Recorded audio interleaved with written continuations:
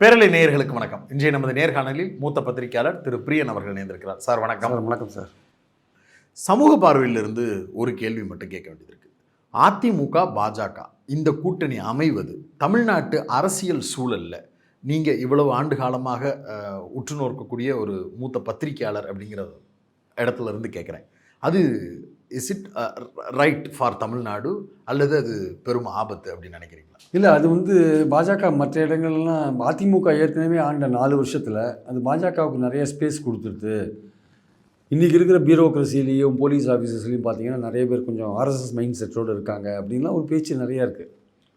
Even திமுக ஆட்சியிலேயே பல காரியங்கள் நடக்கலை, கீழ் லெவலில் கொஞ்சம் ஆர்எஸ்எஸ் மைண்டு பீப்புளெலாம் உள்ள எடப்பாடி ரூலும் போதே உள்ள ஸ்ட்ராங்காக வந்துட்டாங்க அப்படின்னு இருக்குது. பட் பல மாநிலங்களில் நடக்கிற விஷயங்கள்லாம் பார்க்கும்போது, இந்த மதத்வேஷம் மதவெறியெலாம் பார்க்கும்போது, உத்தரப்பிரதேசில் நீங்கள் மசூதியை ஸ்க்ரீன் போட்டு மூடுற விஷயங்களை பார்க்கும்போது, ஒரு வெள்ளிக்கிழமையிலையோ ஒரு பண்டிகை நாட்கள்லையோ முஸ்லீம்கள் தெருவில் தொடர்றதை அடித்து விரட்டும் போது, கேஸ் புக் பண்ணும்பொழுது, அவர்களை ஒரு 2ஆம் தர குடிமகனாக ட்ரீட் பண்ணுற ஒரு போக்கு இருக்கும் பொழுது, இதெல்லாம் தமிழ்நாட்டுக்கு வந்ததுன்னா, பாஜக வந்ததுன்னா இது பின்னாடியே இதெல்லாம் வரத்துக்கான வாய்ப்பு இருக்குது. எல்லா விதமான அரசு நிறுவனங்கள் போன்ற விஷயங்கள்லாம் இந்த மாதிரி மதத்வேஷம் போன்ற விஷயங்கள் அந்த கண்ணோட்டத்தோடு பார்க்கக்கூடிய ஒரு வாய்ப்பெல்லாம் இருக்கிறத நம்ம பார்க்குறோம். தமிழ்நாடு இது ஒரு 100 வருட காலமாக, எப்படி ஆர்எஸ்எஸ் ஒரு 100 வருட காலமாக ஒரு சித்தாந்தத்தை வச்சுருக்கோ, கிட்டத்தட்ட அதே 100 வருட காலமாக இங்கே ஒரு சித்தாந்தம் இருக்குது. எல்லோரும் சமம் என்கிற சித்தாந்தம், சாதி வேற்றுமையை அகற்ற வேண்டும் என்கிற சித்தாந்தம். அந்த மாதிரி சித்தாந்தம் இங்கே இருக்கும்பொழுது, அந்த சித்தாந்தத்துக்கு கொஞ்சம் நேர் எதிரான ஒரு பாஜக சித்தாந்தம் இங்கே வரும்பொழுது, இங்கே இருக்கிற மக்களுக்கு ஒரு மத நல்லிணக்கம் அதில் ஒரு பிரச்சனை வரத்துக்கான வாய்ப்புகள்லாம் இருக்குது ஆக்சுவலாக. ஸோ அதனால் ஓவராலாக தமிழ்நாட்டுக்கு, தமிழ் மண்ணுக்கு அந்த கலாச்சாரம், பாஜக கலாச்சாரம் பொருந்துமான்றது முக்கியமான கேள்விக்குறி.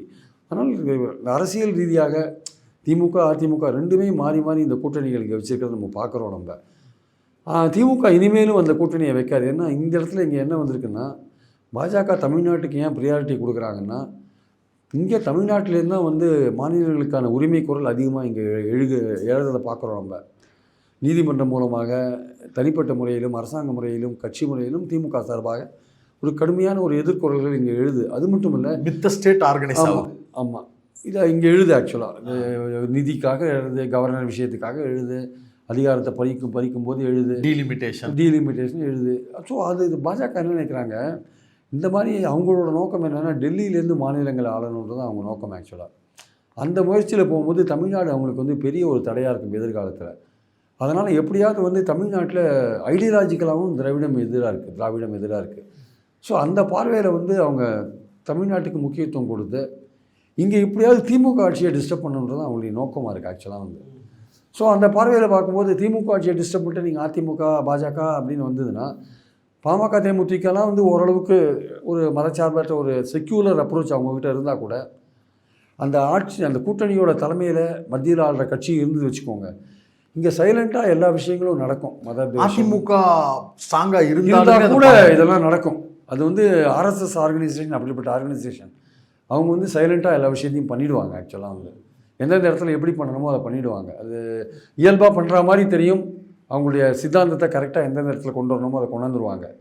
ஸோ ஒரு லாங் ரன்னில் பார்க்கும்போது அது தமிழ் மண்ணுக்கு ஏற்ற ஒரு விஷயமா இருக்காது என்பது என்னுடைய கருத்து. ஆக்சுவலி நேற்று நடந்த ப்ரெஸ் மீட்டில் எந்த டிமாண்டுமே இவர் வைக்கலை, நம்மளுக்கு எடப்பாடி வைக்கலை அப்படின்னு அமித்ஷா டிக்ளேர் பண்ணுறாரு. எடப்பாடி சிரிக்கிறாரு. மாநில உரிமைகள் பிரச்சனையில் போன முறை கூட கொஞ்ச நாளைக்கு முன்னாடி கூட இப்படி செய்ய வேண்டாம் அப்படின்னு மென்மையான ஒரு எதிர்ப்பை எடப்பாடி பிஜேபி மேலே பயன்படுத்தி இருந்தார். நிதியை கொடுக்குற விஷயத்தில் கல்வி நிதியை நம்மளுக்கு கொடுக்கணும், மும்மொழி கொள்கையை திணிக்கிறத தவிர்க்கணும் அப்படின்னு சொன்னார். ஆனால் மும்மொழி கொள்கையோ நீட்டுக்கு தொடர்ச்சியாக எதிராக நாங்களும் இருக்கிறோம்னு எடப்பாடி சொல்கிறாரு, அதிமுக சொல்லுது.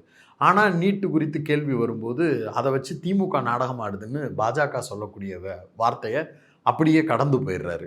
இதை எந்த டிமாண்டும் வைக்காத எடப்பாடியின் தலைமையிலான அதிமுக எப்படி புரிஞ்சுக்கிறது?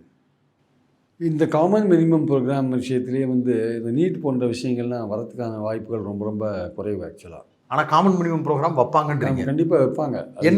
என்ன வைப்பாங்க சார்?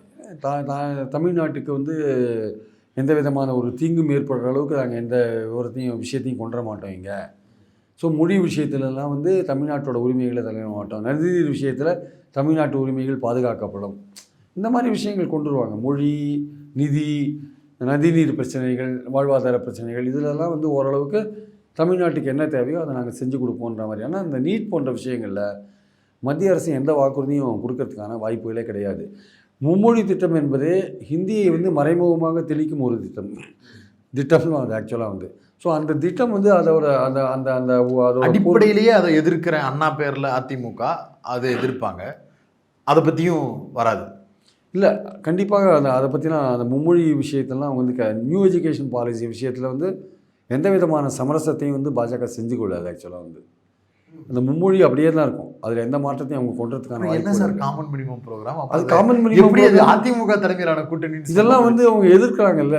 அதாவது கொள்கை வேறு கூட்டணி வேறுன்னு அதான் சொல்கிறார் எடப்பாடி. சொல்கிற கொள்கை வேறு நீட் எதிர்ப்பு எங்கள் கொள்கை, ஆனால் நீட் ஆதரவுன்றது பாஜக கொள்கை.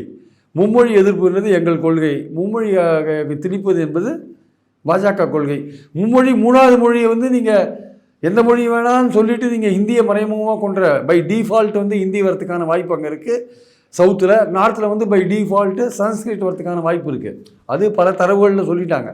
அதை வந்து இவங்க அதிமுக வந்து வலியுறுத்துறதுக்கான வாய்ப்புகளே கிடையாது. மும்மொழி நாங்கள் ஒத்துக்க மாட்டோம் அப்படின்ற விஷயங்கள்லாம்.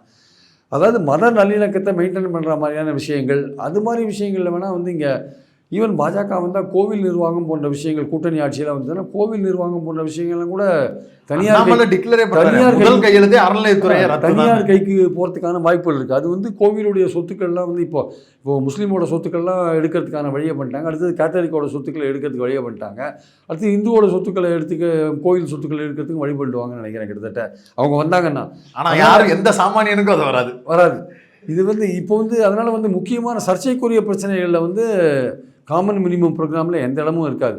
நேற்று உண்மையிலேயே அமித்ஷா கொஞ்சம் நேர்மையான ஒரு அரசியல்வாதியாக இருந்தால் நீட்டை பற்றி கேள்வி கேட்கும்போது அவர் சொல்ல வேண்டிய பதில் என்ன?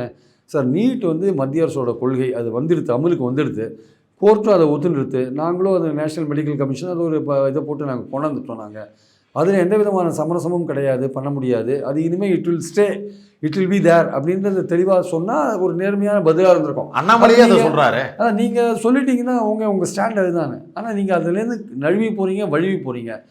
அது வந்து உங்கள் அப்போ எடப்பாடி பேசாமல் அங்கே இருக்காருன்னா அது எடப்பாடிக்கு ஒரு வீக்னஸ் ஆக்சுவலாக. இப்போ திமுக கூட்டணியிலேருந்து கேள்வி கேட்பாங்கல்ல, நீங்கள் நீட்டு மசோதாவுக்கு ஆதரவு தெரிவிக்கிறீங்க, அப்போ நீட்டை எதிர்க்கிற மத்திய அரசோட கூட்டணி வச்சுருக்கீங்க. அப்போ அவங்க என்ன சொல்லுவாங்க? சாங்க கொள்கை வேறு கூட்டணி வேறு. அப்போ 10% இடஒதுக்கீடு சிபிஎம்மும் காங்கிரஸும் ஆதரிக்கிறாங்க, நீங்கள் அதை எதிர்க்கிறீங்க, உங்கள் கூட்டணியில் திமுக கூட்டணியில் அவங்க இல்லையா அவங்க அப்படின்னு அவங்க திருப்பி கேட்டாங்கன்னு என்ன பண்ணுறது? அதனால் கொள்கை வேறு கூட்டணி வேறு. ஸோ இப்போ ஜெயிக்கிறதுக்கு இந்த மாதிரியான ஒரு இல்லை பாஜகவோட கூட்டணியில் இருந்தால் பலவிதமான சௌகரியங்கள், வழக்குகள்லேருந்து தப்பிக்கிறது போன்ற விஷயங்கள், அதுக்காக வேணால் இந்த கூட்டணி. அதே சமயம் கொஞ்சம் மக்கள்கிட்டையும் கொஞ்சம் ஓரளவுக்கு வெற்றி பெறத்துக்கான ஒரு நல்ல டஃப் கொடுக்கறதுக்கான ஒரு வாய்ப்பு இருக்கிறதுனால ஒரு யதார்த்த ரீதியில் பார்க்கும்பொழுது இந்த கூட்டணி அமைக்கப்பட்டிருக்கின்றது தான் என்னுடைய கருத்து. ஆக்சுவலாக அந்த பக்கம் அவங்க குறிப்பிட்டு சொல்கிற அந்த 10% இடபிள்யூஎஸ் நம்ம தமிழ்நாட்டில் கிடையாதுன்னு பண்ணிட்டாங்க. அதை ஒத்துக்கிட்டு அவங்க வர்றாங்க.